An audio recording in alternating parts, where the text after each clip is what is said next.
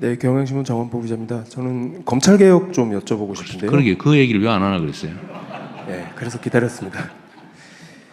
그 공소청법하고 중수청법 이제 정부안이 나왔었는데 대통령께서 지시하시기는 여당에는 숙의를, 정부에는 수렴을 지시하셨는데요. 여기 법안 자체에 대한 대통령의 평가에 관해서는 들은 바가 없는 것 같습니다. 그리고 과연 이제 어떤 구조로 어떤 방향으로 검찰 개혁이 이루어져야 된다고 생각하시는지 말씀 듣고 네. 싶습니다. 제가 인사 문제도 검찰 인사는 뭘 그리 어렵습니까? 또 각종 개혁 조치도 검찰이 관계된 건 뭘 그리 복잡하고 어려운지 모르겠어요. 이게 다 업보지요, 업보. 저는 뭐 극단적으로 그런 생각이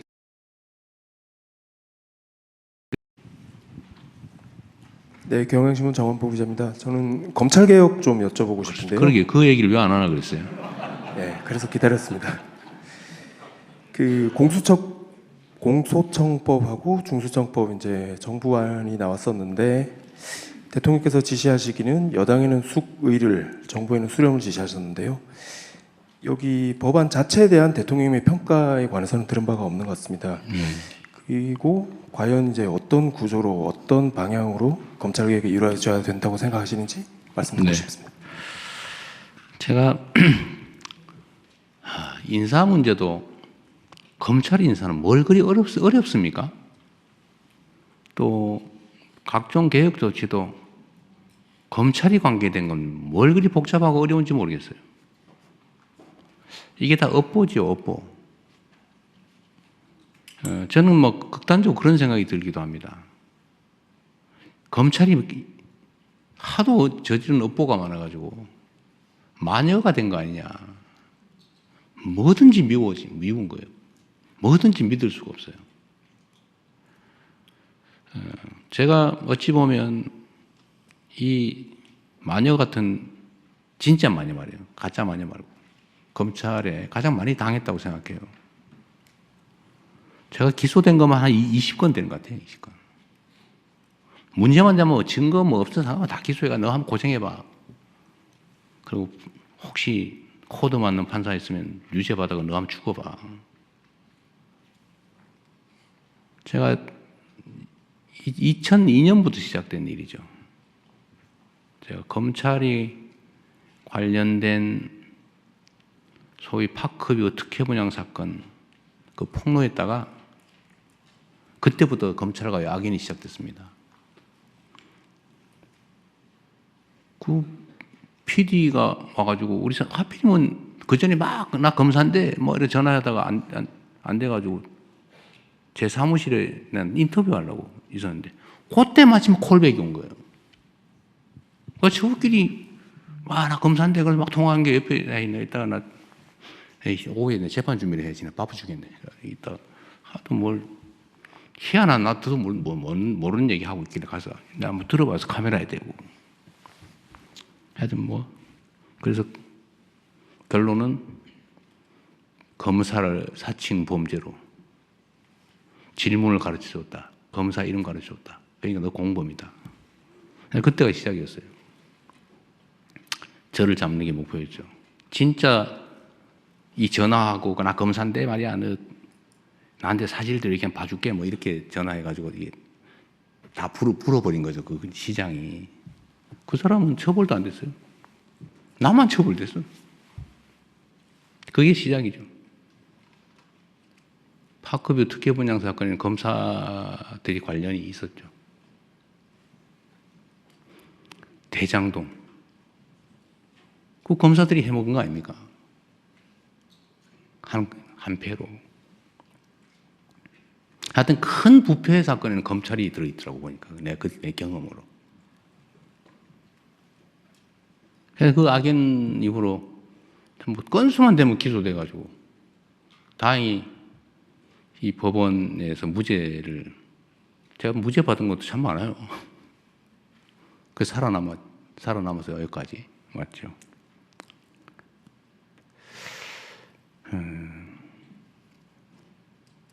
근데 검찰은 첫째 문제는 있는 사건을 덮는다.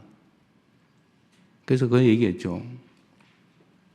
사건을 덮어서 돈을 벌고 사건을 만들어서 성공한다.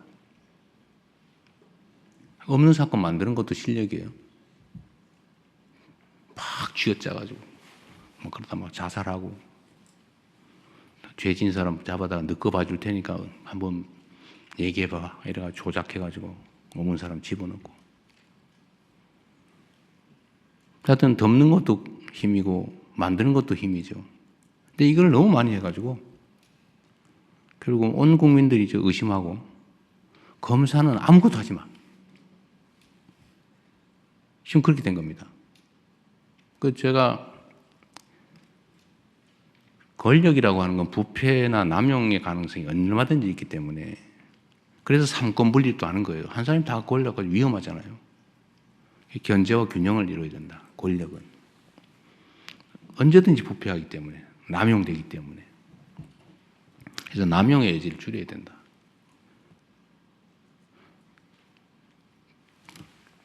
수사와 기소를 분리하자. 분리해야죠. 기소하기 위해서 수사를 하거나 수사를 합리화하기 위해서 기소해가지고 안 되는 거 알면서 가짜 증인 압박해가지고 유죄 만들고 이러면 안 되잖아요. 분리해야지 당연히. 이거는 대원칙이죠. 원래 그렇게 하기로 했으니까. 그런데 그러면 이거를 예를 들면 그런 거예요. 그러면 공소청을 만들면 검찰청이 아니라 이제 공소청으로 바꾸기로 했잖아요. 그건 뭐 법률상 가능하니까. 중수청, 공소청. 공소청의 책임자 이름을 명칭은 뭐라고 할 거냐? 공소청장이라고 할 거냐? 검찰총장이라고 할 거냐? 공소청 안에는 검사들이 일하는데. 근데 헌법에 검찰총장이라고 써져 있어요. 헌법에. 검찰총장이 뭐 한다. 검사가 뭘 한다. 이렇게 써져 있어요. 근데 그거를 헌법에 어긋나게 검찰총장이 없애버리면 됩니까? 그런데 검찰 안 돼. 검찰자 쓰지 마. 공소청장이라 해야 돼. 지금 이러고 있잖아요. 못 믿겠으니까. 미우니까. 의심되니까. 그 의심이나 미움이나 이거 다 이해하죠. 그러나 법을 체계를 어길 수는 없다. 예를 들면. 근데 그런 걱정이 있는 거죠. 보완수사 얘기. 저는 보완수사를 안 하는 게 맞다고 생각해요. 그러나 예외적으로 필요한 경우가 있어요. 공소시효가 이틀밖에 안 남았는데, 예를 들면, 송치가 왔어요. 이틀밖에 안 남았어. 간단하게 어디 물어보면 돼. 예를 들면. 그런데 이거를 보완수사가 전면 금지가 되면 경찰로 다시 보내고 가는데 이틀, 오는데 이틀 하고 끝나버려요. 예를 들면 이런 경우 어떡할 거예요? 간단하게 확인하면 될 일을. 그런 경우에 남용의 가능성을 봉쇄하고 없애고 아주 예외적인 경우에 남용의 여지가 없게 안전장치를 만든 다음에 그런 거 정도는 해주는 게 실제로 국가 업무를 효율적으로 처리하는 길이기도 하잖아요. 이 검찰개혁의 핵심은 검찰한테 권력을 뺏는 게 목표가 아니에요. 그건 수단과 과정이죠. 진짜 최종 목표는 국민들의 권리 구제예요. 국민들의 인권 보호, 국민들의 권리 구제. 억울한 범죄 피해자가 구제받을 수 있게 가해자를 처벌을 제대로 하는 거. 그거 해야죠. 그거 중요한 얘기잖아요. 억울한 피의자가 없는 죄 뒤집어 쓰거나 지은 죄 이상으로 가혹하게 대가를 치르지 않게 하는 거. 이거 인권보호. 이거 중요하잖아요. 이게 목표지. 누군가의 권력을, 조직의 권력을 뺏는 게 목표가 아니란 말이에요. 그건 수단과 과정이죠. 근데 이게 용서가 안 되는 분들이 있어요. 이해해요. 이때까지 저지른 일이 있으니까. 여하튼 요만큼만 여지가 생기면 악용을 해가 나쁜 짓을 하니까. 의심이 정당화되죠. 그러니까 이걸 봉쇄해야죠. 그거 동의해요. 그럼 어떻게 할 거냐. 그럼 어떻게 예외를 만들고 예외에 대한 안전장치 어떻게 만들까를 막 지금 고민을 하고 이번에는 의제가 아니에요. 이번에 공소청, 중수청 그거는 나중에 더 연구해야 된다 이거는. 그래서 미정 상태예요. 그래서 이건 내가 보니 법안을 안 냈는데 이게 지금 의제가 돼 있어요. 마치 정부는 보안 수사권을 주려고 하는 것처럼 단정을 하고 분명히 주려고 할 거야. 이재명이가 배신했어. 지지철회. 이러고 있어요. 뭐 다 그러는 건 아니에요. 일부. 근데 이것도 뭐 틀린 얘기는 또 아니에요. 포기한다고 딱 깔끔하게 하면 좋은데 거기서 생긴 문제는 어떻게 할 거냐. 더 검토해야 된다. 이번에는 아니다. 이번에는 조직 체계만 하자. 근데 이게 지금 전면에 올라와 있어요. 이거 가지고 막 다투고 있어요. 이게 문제예요. 어려운 거죠. 이거 업보예요, 업보. 누구의 잘못도 아닙니다. 검찰의 잘못이에요. 근데 검찰도 이러면 생각해 보세요. 한 명이 아니에요. 그 2,000명이 넘는 검사가 있는데 그 중에 이런 나쁜 짓 한 검사 몇 명이나 됩니까? 한 10% 될까요? 누가 그러는데 200명 뭐 그렇게 얘기했잖아요. 오염된 권력을 남용하는 또 남용할 생각을 가진 것으로 의심되는 나머지 1,800명은 또는 최소 1,000명 이상 절반가량은 내가 보기에는 내가 검사로서 좀 억울한 사람 없게 국민의 인권을 보호하고 나쁜 놈 처벌하고 내가 평생을 여기 이런 사람이 있단 말이에요. 그 사람 다 그런 건 아니잖아요. 모두 그런 건 아니다. 그래서 이런 걸 다 고려해야 되는 게 이제 정부의 입장이죠. 저는 이 세부적인 내용을 다 물론 다 제가 검토하진 않아요. 그럼 물론 보고는 봤지요. 이렇게 얘기하고 있습니다. 그래요. 정부에다 맡겨놨으니까 얘기를 하고 정부안이 최종안이 될 수도 없잖아요. 입법은 국회가 하고 분명히 논쟁이 막 벌어질 텐데 그렇다고 해서 그 논쟁이 두려워서 그냥 검사의 모든 권력을 완전하게 뺏는 방식으로 그렇게 해놓으면 나중에 책임은 어떻게 질 건데요? 정치는 그래도 되죠. 정치가 자기 주장 막 하면 됩니다. 그러나 행정은 그러면 안 되죠. 책임이 더 크죠. 그래서 이 검찰개혁의 최종 목표는 인권보호와 피해자 보호에 있다. 법과 질서를 정의롭게 지키는 데 있다. 이게 여기에 가장 합당한 길이 뭐냐. 남용의 가능성을 봉쇄해야 된다. 오케이. 그러나 효율성이 제거돼서도 안 된다. 그게 뭐냐. 머리 아프죠. 어떻게 알아 그걸. 시뮬레이션 엄청나게 해봐야 돼요. 모든 남용의 가능성을 다 검토를 해가지고 다 봉쇄해야지. 의심스러우니까. 과거에 그랬으니까. 그래서 그런 면에서 당이 해라, 당이. 당도 집권 세력의 중요 부분이잖아요. 정부도 마음대로 하면 안 되고, 그래서 수기하자. 시간을 충분히 갖고. 대신에 감정적으로 하지 말자. 또 감정적으로 하는 분도 이해를 해줘야죠. 내가 당한 게 얼만데. 나라 망할 뻔했다. 이재명 죽을 뻔했다. 저 죽을 뻔했잖아요. 수없이 있었던 온갖 그 계기 중에 단 한 개라도 어그러졌으면 저는 죽었겠죠.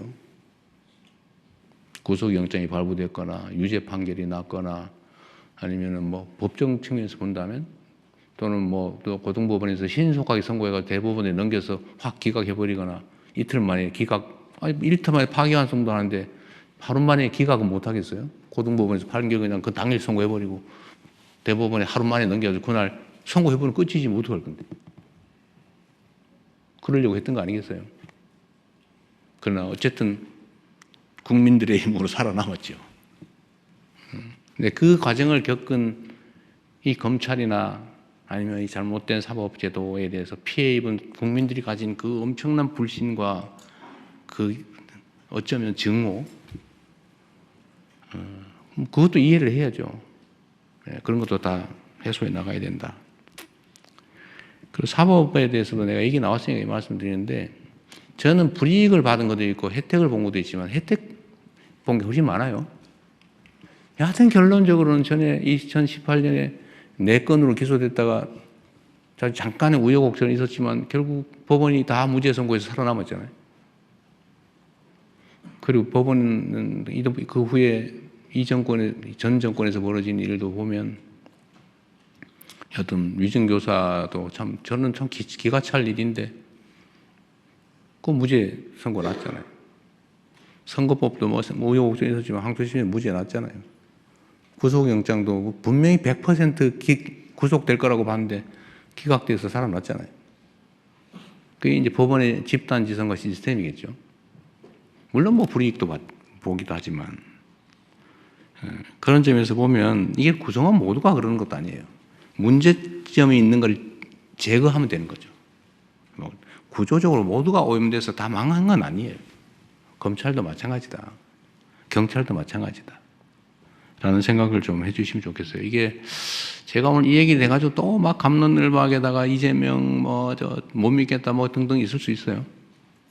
그러나 분명한 거는 이거는 완벽한 완성된 안도 아니고 정부도 그냥 그 위원회가 어쨌든 있는데 뭐 거기서 반대하는 사람도 있고 찬성하는 사람도 있고 실무자들도 마찬가지고 뭐 갑론을박하다가 안으로 낸 거예요. 안으로.